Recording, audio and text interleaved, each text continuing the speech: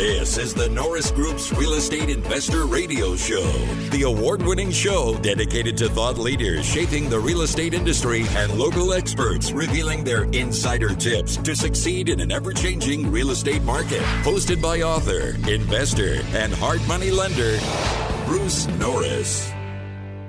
The Norris Group proudly presents our 15th annual award-winning event, I Survived Real Estate. Industry experts join Bruce Norris to discuss evolving industry trends, real estate bubbles, inflation, and opportunities emerging for real estate professionals. All proceeds from the event benefit Make-A-Wish and St. Jude Children's Research Hospital. See isurvivedrealestate.com for event details, information on all our generous sponsors, and to connect with our speakers.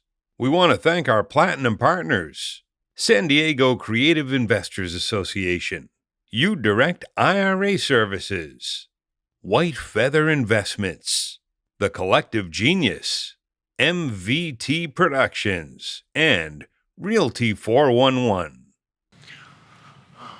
So what happens to sales volume, do you think, with this in place, the interest rates that are higher, and everybody having kind of a great rate that if they have loans? So what do you think happens to sales volume? Just curious. Yes, good. I think that the lock-in effect is very real that you were talking about. Unless someone has to sell because of death, divorce, change of job, loss of job, they're going to be very incentivized to not sell, and like you said, even rent. So we have, by the first quarter and into the second quarter of next year, we have home sales, existing home sales down 40% from the peak, and new home sales down 49%. And like I said, we did that forecast with mortgage rates in the mid-sixes. No, I'm sorry, where was that located? What the statistics that you just mentioned? Oh, sure, sorry. So our forecast for existing home sales. Forecast, okay, not that it's happened yet. Existing home sales is that by Q2 of next year, we'll be down 40% from the peak that we saw earlier this year. Below 4 million sales a year. So we go down to 3.8 million sales volume. Sales volume, and then. One thing to keep in mind, though, is like 2020 and 2021 were pretty huge anomalies, right? So, like in 2022, we're going to be down a lot year over year. But compared to 2019, even though sales volumes are down, the prices were so much higher. Total commission dollars, for those in the room worried about that, are going to be 34% higher than 2019, right? So that's not a bad year in 2022 from a commissions dollar standpoint. So, until prices, even if volume come way down, until prices come down too, right?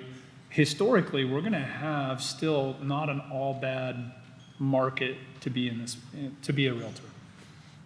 What percentage of sales is cash? I'm just curious, in the existing home market and then in the new home market. I don't know the answer to that, but it's a growing percentage. Yeah. So and it's more significant, particularly in Florida. I mean, the people are moving from the Northeast and buying with all cash in Florida. And so the example you gave, we're seeing a lot of that. In fact, and I happen to have a sister-in-law who's a real estate agent in Orlando, and she's still busy with all cash buyers, people moving from somewhere else. This mortgage rate thing really doesn't matter to them. I mean, they're selling a house for more than they're buying their current one, and it's all cash. I don't know what the percentage is. $29 trillion in home equity right now. At the bottom of the market, it was 6.5. In 2006, at the last peak, it was 10 trillion. So it's 3 times as much home equity as we had at the end of 2006. If you look at the total $41 trillion in home value, right? That's 70% equity overall we have as society in U.S. households. That's typically been around 50%. It's a lot of cash. And that's where, again, that could come down as prices come down, right? That some of that is mythical, right? Because prices shouldn't be this high, right? So, But even if you take some pretty big chunks out of home values, home values down 20% is $8 trillion. That's still $21 trillion of home equity. That's still double 2006. Like, American consumer that owns houses right now is very wealthy. And this is where I think we overestimate maybe how bad the economy is. And that's become more of a political talking point than a reality. That we're in much better shape than we've been, at least in the home side, ever. We hate to see our stuff go down, though. Doesn't feel good. So if I gave you $1,000 and asked for 100 back, you'd be pissed? No. That's kind of what That's exactly where we are. Yeah. Exactly where we are. No, I totally agree with that. The stuff we're building, when we sell it, you're just going, okay, that's just nuts. So everything we've sold this year has had that moment where you go, we were thinking we were going to get 600 and quarter for this, and we got 850. So yeah, if you only got 680, you still would be like, okay, we started with that profit in mind, and that was a good idea. So there's been a lot of bonus chips, that's for sure. That is for sure. And what we probably won't see is continuing to see our personal wealth just grow, magically the way it has been the last handful of years. Yeah. And even if some of it goes away, though, as a society, we're in pretty good shape. Okay. I think the migration story that lurks in some of the comments is interesting. People moving from New York metro area to the Carolinas and Florida, right? And given house price differences, yes, you can sell a very nice middle-class home, pay off what's left of your mortgage as you retire and move to Florida and buy something. You've also seen people moving out of the Bay Area into the rest of California, into other parts of the country. But then the question is, what happens to home prices in those high-cost areas where people are leaving from if you don't have the employment growth in those areas, and they are somewhat stock market and interest rate sensitive? How is California doing as far as, I think migration is leaving consistently. I'm just curious, is that part of the issue? If you price out a U-Haul, let's say going from San Jose to Austin, it's not very favorable. We'll go. No, go ahead. No, please. I haven't done it in a while, but last time I looked, it was, I think it was $1,000 more to take a truck to California than to take it out, or the other way around, I guess. Just 1,000? Yeah, it was basically like $1,000 to take a truck to Phoenix and $100 to take the same truck back. Yeah. Because they're basically paying somebody, would you please take it back to California so I can Reuse get a sucker to pay me $1,000 to drive it to Phoenix. We were doing that for a while to track migration because Right. the migration data is so bad. For some reason, it's not making sense anymore, so we stopped tracking it. Okay. But California's population is declining, and I think we need to think of California as more like the Northeast and the Midwest because that's what it's starting to look like. And the demographic book that you wrote really was predicting a lot of growth in not just the Florida region, but down there. That's all pretty come true. Well, it's really easy to do a demographic forecast because I know I'm going to be a year older next year, and so that's all it was. Run the math. There's one demographic stat I love that nobody's talking about. For decades, you were showing all that growth and all those existing home sales. We were having 4 million people per year graduate from school and enter the labor force, and 2 million people per year retire. Next year, 4.2 million people turn 20, and 4.2 million people turn 65. So where is the demographic growth going to come from unless we open up the borders? It's not. And actually, I think that was the Fed's big miss. I think our 2 to 3% GDP growth is unrealistic when you're not growing the number of people who can work. So we're not quite Japan, but that's our demographics now. And frankly, you don't need that many houses when you're not adding more people with jobs. And that was some of the big miss on some of the undersupply numbers where people are coming up with, we're 5 to 6 million homes undersupplied. They were ignoring what the demographics. They were just saying, well, we used to build this, and now we're building this, so we've undersupplied. We don't need as many homes anymore because we're just not growing the number of adults.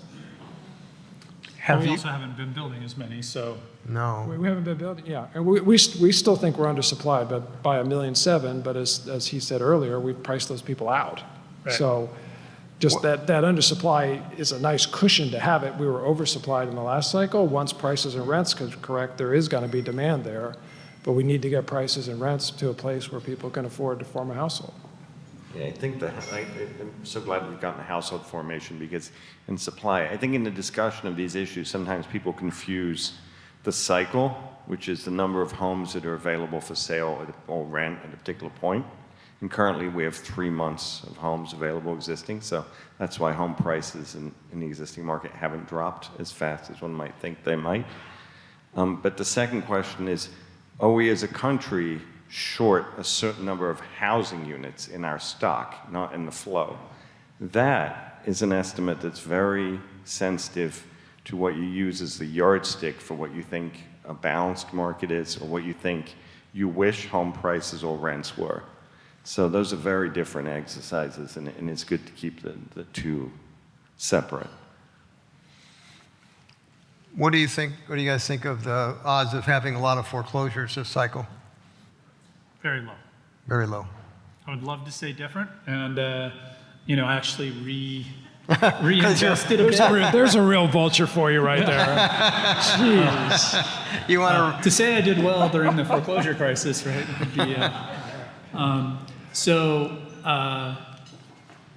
During the downturn, actually reinvested a bit in my foreclosure business, expanded into new states and all the rest. I thought we'd see by now things, I was expecting we would see some distress through the pandemic and the rest that was held off in the moratoriums. Right. Start to pop through. Right. And I wasn't, no 2008, I never, if you've listened to me at all, I've said we're not going to see that again. Regulatory changes, lots of reasons, we're not going to see that again. But I did think we'd get back to, pre-pandemic levels, and then probably see a pop from all the stuff that just got held up to maybe be double pre-pandemic levels, which is still, 100% of nothing is still nothing. It's still small. But I thought it'd be enough to be interesting. And we're still below pre-pandemic levels. So that really hasn't materialized at all. And I think that comes back to that $29 trillion of equity, right? Even the folks that got into some trouble through the pandemic, their home price went up enough that they have options. And so, the degree to which prices have gone up, and even if they come down, right, it rescued those folks. And so I think foreclosures are going to stay low, and I threw some good money after bad expanding my foreclosure business.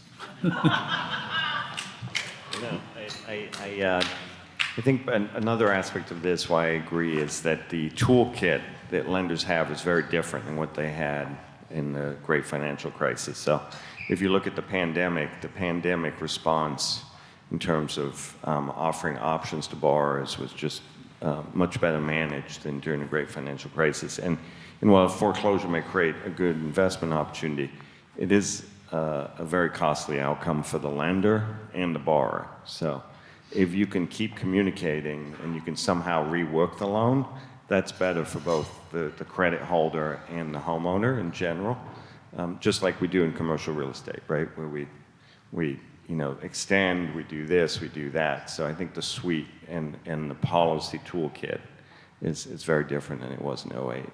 Why wasn't that in the playbook in 2008? I think that there was a couple of things that were going on then. Was that the source of capital was very different. So PLS, the private label securities, were a much bigger part of the market. That's where you had a lot of the initial distress, right? You remember the option arms and pick your pay and 228s and all the other things. So the servicing of that was not as standardized. And then we, frankly, the GSEs and FHA and VA, we learned something from the crisis, right? And hopefully we've learned to manage the servicing better. Can I ask you a question on foreclosures? Yeah. So the foreclosures I think about are what's going to happen to all the speculators. probably a few of whom are in the room, who have been flipping homes, or I had the most amazing stat yesterday from the CEO of Bigger Pockets, who has 2 million followers, mostly, it seems like really young people that have never done this before. But they poll people at the end of every year. At the end of 2020, their clientele said, how many of you are interested in short-term rentals, Airbnbs? 5%. The end of last year was 35%. And we've seen an absolute, we track investor activity, but we can't tell exactly what they're doing with it. We saw an explosion in investors in the last 18 months, an explosion. So the question I have is, how are those people financed? And I don't know the answer to that. But yeah, okay, private money, I do know that. It's not Fannie Mae, I hope. Yeah, and some of that private money is clients of mine. One of them is the CEO just lost her job. So I do know that things are starting to hit the fan in the private lender market. But were they lending at 90% loan to adjusted realizable value or 65%? No, it was more aggressive than 65. Yeah. But I would say it was not anywhere close to what you said. But I would say 80 was certainly attainable. Okay. Yeah, and it's, you know. So with fix and flip, with 10% cost overruns, maybe they've got a 10% cushion there to get out whole. Yeah, that's not a cushion. Yeah, they're going to take back some properties. So maybe your foreclosure business, maybe your clientele will be in the room today instead of the other way around. No. Okay. All right. Well, I know this is a group that finances differently, so, but I'd love to get more color on that. And we do have it by market. It's not in California. Charlotte, North Carolina is freaking out of control. Austin, Texas, unbelievably out of control. I think 41% of the sales volume in Phoenix last year was purchased by somebody whose property tax bill was going to a different zip code. Where are prices falling the fast right now? Phoenix and Boise. Same story in Boise. Okay. What's the chart that you look at and go, okay, that creates price hits? Is there a chart that'll create a price hit? So is it foreclosures, unemployment? I'm just curious what chart you look at and go, okay, that's going to be a negative for price.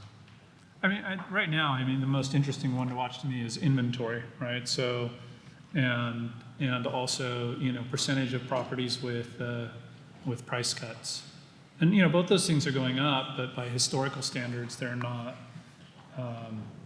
terrible, right? So we went from 2 months of inventory, a year ago. We're at 3 months now, kind of nationally, right? So it's not super scary yet. But that's certainly the one to watch because we'll need that to come up higher before I think we see much damage. I mean, we're seeing some already, like John said, and it's easy for some folks. Look, if you bought 4 or 5 years ago, and you want to move, and you got to give up a little bit, to be ahead of the market. One of the things. I got rid of my last handful of houses in 2006, and prices were coming down. And I found that it helped a lot for those of you in the room, right? Be ahead of it, don't follow it, right? So wherever you think that price should be, go 10K lower or whatever and be ahead of it, and you'll probably sell and you'll probably get out just fine. If you follow it the whole way down, you're going to end up in trouble. I think we're going to be going down for a little while. Yeah, that makes sense. I mean, that display that I showed, those are big hits mathematically being prevented by a lot of unique other things that we haven't had, like all these low interest rate loans in place. Right. If you have enough high unemployment, maybe a lot of those people have to go somewhere. Yeah, the other thing though is we have high inflation, yes, but we also have wage inflation going on and everything kind of price coming up. So even if real estate sits flat, like if you look over the long term, right? Anybody bought in 2006, that looked like a terrible thing. Does it look terrible? Do those prices look terrible today? So time kind of heals all wounds too. And, so I think that's kind of the more interesting question is like, So we're going to see some price declines. The question is how deep and how long, right? And then what brings us back out and creates the next thing, right? So that's to where to be looking now. And if you need to be out of your thing, right, you're not planning it, you can't hold for 10 years or 5 years or whatever, then get out sooner than later. But otherwise, time will heal all wounds. And if you can rent it for more than your payment, who cares what the price does? We'd also like to thank our gold sponsors: Chase Leland Photography, Inland Valley Association of Realtors, Keystone CPA Inc., LA South RIA, Lavis Tax Wealth Management, NorCal RIA, NSDREI, Pasadena Phoebe, Tony Alvarez, White House Catering, Wilson Investments, Windermere Tower Realty. See iSurvivedRealEstate.com for event details, information on all our generous supporters, and to connect with our speakers. For more information on hard money loans and upcoming events with the Norris Group, check out thenorrisgroup.com. For information on passive investing with trust deeds, visit tngtrustdeeds.com. The Norris Group originates and services loans in California and Florida under California DRE License 012-19911, Florida Mortgage Lender License 1577, and NMLS License 1623669. For more information on hard money lending, go to thenorrisgroup.com and